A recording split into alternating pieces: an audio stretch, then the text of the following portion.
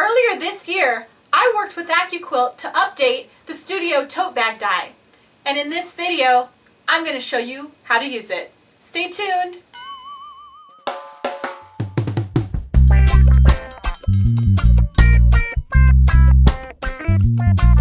Hello everyone! I'm Ebony Love of Quilt Possible, and today's video is going to focus on how to use the Studio Tote Bag die. The Studio Tote Bag die cuts the lining and the exterior fabric so that you can make a finished tote that is 11 inches tall by 10 inches wide by 3 inches deep. The neat thing about the Studio Tote die is that it cuts the notches that you'll need to make a boxed bottom, and I'll show you that momentarily. You can also use any size strip die that you want to cut handles. I use actually webbing inside of my fabric covered handles, so I cut my handle fabric quite a bit larger than the webbing so that I can wrap the fabric around it. Earlier this year I worked with AccuQuilt to update this die to correct one of the measurements in the blade. First, let me show you the old die. This die has two sides that are covered with these registration pins, and these pins are actually flexible. They push down inside the die so that when you place your mat on top, the pins move out of the way and enable you to roll the die through the cutter. You'll see this on other AccuQuilt as well as AccuCut dies for things that need registration marks or for things that are cut, such as the Hula Flowers die that Stacy Michelle did. There's a couple of other dies that require you to fold fabric into quarters and align the corners. So this helps you to get an accurate cut. The original die measured 6 3/4 inches from the bottom of the registration pins to the top edge of the blade. This measurement is actually incorrect based on how the finished measurements of the tote need to be, because it doesn't account for the side seam allowances in the tote. Now, if you have this die and it's out of warranty, or you purchased it quite a long time ago, or you bought it off of someone else, you can still use it. If you do use it, you are going to have to fudge the seam allowances a little bit when you make the box bottom, because it's actually a 1/2 inch too short. So you could either cut that seam allowance back to enable you to line that up, or just wiggle your fabric a little bit. So lots of people have used this die as is, but I'm a quilter and an engineer, so I prefer things to be really precise and exact. So AccuQuilt was willing to work with me to get this die corrected so that it took into account the seam allowances. So the new die looks exactly the same, it's just got one change in it, and that was to move this blade outward and account for the seam allowance for that boxed bottom. So the new die, if you measured it from the registration pins to the top edge of the blade, would measure 7 inches. Alright, let's talk about actually making a tote bag from this new and improved die. The first thing that you will need is a piece of lining fabric which measures 15 inches by 28 inches. And you can see that here. What I've done is I've actually cut this, or I have folded it in half lengthwise, and I've pressed in that fold, and then I folded it again in half widthwise, and I've pressed that fold. So this gives me a really flat piece of fabric. Again, the original cut size was 15 by 28, that's folded into quarters, first lengthwise and then widthwise.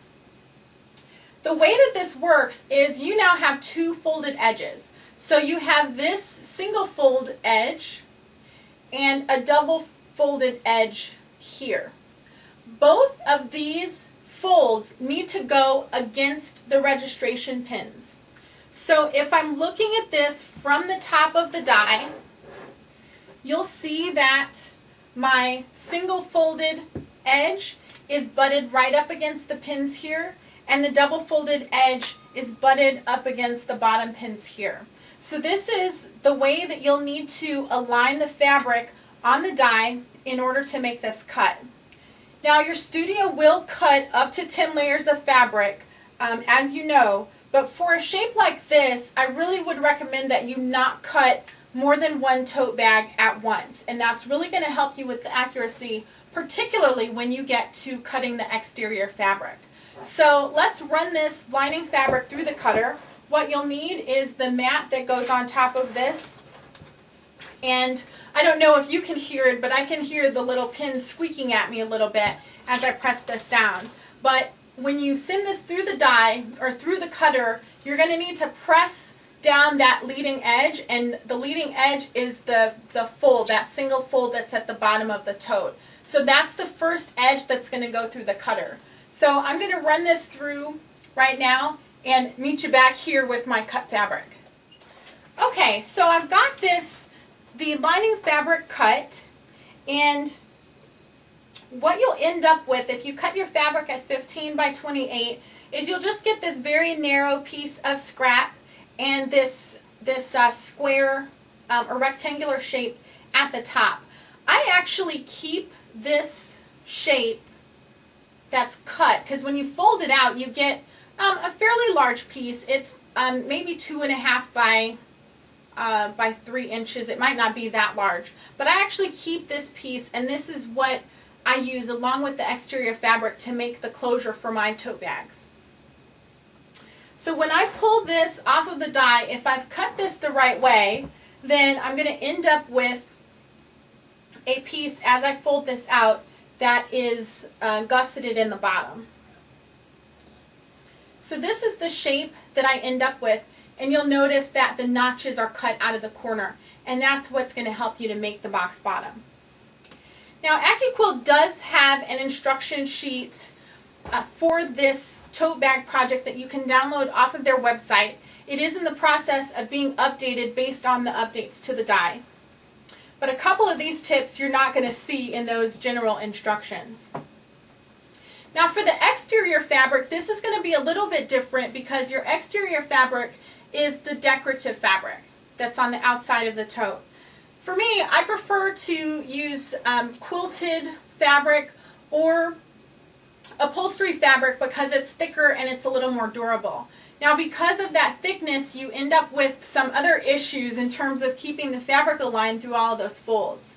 So with my exterior fabric, this is a piece actually that I have quilted. I pieced it and I quilted it and squared it up to 15 by 28, and then I took it to my iron, and again you're going to fold it in half lengthwise and then fold it in half again widthwise. And those folds, you're going to want to press those in and really kind of get in these corners here and pick them out and make sure that you're not pressing a wrinkle in where that fold is. Now with the lining fabric, it's not that hard to do because the lining fabric isn't as thick. But when you start dealing with pre-quilted fabric or fabric that you've quilted, fusible fleece, that kind of thing, when you fold this thickness, it tends to get a little bit chunky in there. So you just want to use your finger, work out that chunkiness with an iron and get a really, really nice fold. And the reason that I fold it lengthwise, I've made quite a few of these bags, and so I fold it lengthwise first and then widthwise because I found that that actually gives me a lot better accuracy on the side edges as this goes through the cutter. So to cut the exterior, I'm going to do the same thing. I am aligning my folds, and you can, I don't know if you can see this on the video itself, but this fabric is almost taller than the registration pins. So when it is pre-quilted, it gets pretty thick in there. So again, you really don't want to cut more than one tote at once. So I'm lining that with my registration pins, laying my mat on top, and I'm going to have to compress this to go through the cutter. So let's do that right now. So to stitch this, it's pretty simple, and at this point, if you want to add pockets or other types of embellishments to the inside of the bag or to the outside of the bag, I tend to add pockets at this stage. So you can do inside pockets or outside pockets. This is the time to add it. waiting until after you cut it, again, it cuts down on the bulk that's going through the cutter, and it also helps you to figure out where to align the pockets. The other thing to note is that if you are going to do a pieced tote like this and you're working with directional fabrics, just note that one side is going to, you'll want one side to face up and the other side to face down, just because when you fold these up, in order to make them both face the right direction, one of them needs to be upside down when you're piecing them through the boxed bottom that way. So those are just a couple of the tips that I have for making a tote bag from the Studio Tote die. I hope these instructions were helpful and that this video was really useful too. So have fun using the Studio Tote bag die. Happy quilting!